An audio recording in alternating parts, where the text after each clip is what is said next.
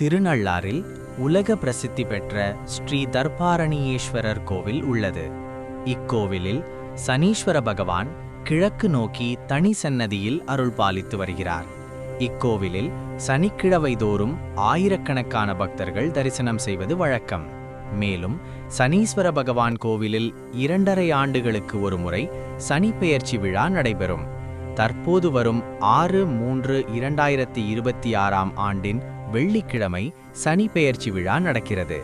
அன்றைய தினம் காலை 8:24 மணிக்கு சனி பகவான் கும்பராசியிலிருந்து மீன ராசிக்கு இடம்பெயர்கிறார். விண்வெளி ஆய்வு அதிசயம். அமெரிக்காவின் நாசா போன்ற விண்வெளி ஆய்வு மையங்கள் கூட ஒருமுறை வியந்த விஷயம் இது. சனி பெயர்ச்சி அன்று விண்வெளியிலிருந்து வரும் ஒரு குறிப்பிட்ட கதிர்வீச்சு திருநள்ளாறு கோவிலின் மீது மற்ற இடங்களை விட மிக அதிகமாக விழுவதாக கூறப்படுகிறது. இதனாலேயே அந்த நேரத்தில் அங்கு வழிபடுவது கோடி பலன்களை தரும் என்பது நம்பிக்கை. நலத்தீர்த்த மகிமை.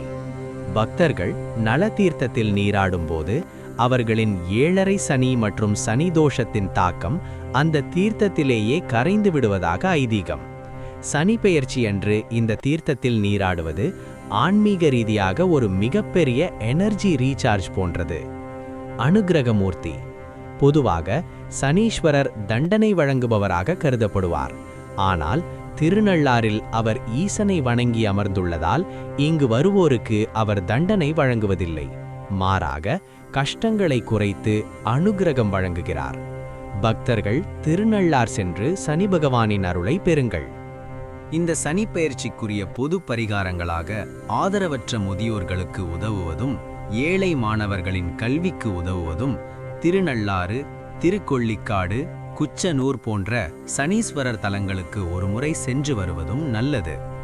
சனி பகவான் ஒருவரது கர்மாவின் பிரதிபலிப்பாக செயல்படுவார் என்பதால் தூய மனதுடன் மற்றவர்களுக்கு பிரதிபலன் பாராமல் உதவி செய்வதும் சிறந்த பரிகாரமாகும். அதனால் தர்மம் மூலம் கர்மம் விலகும்.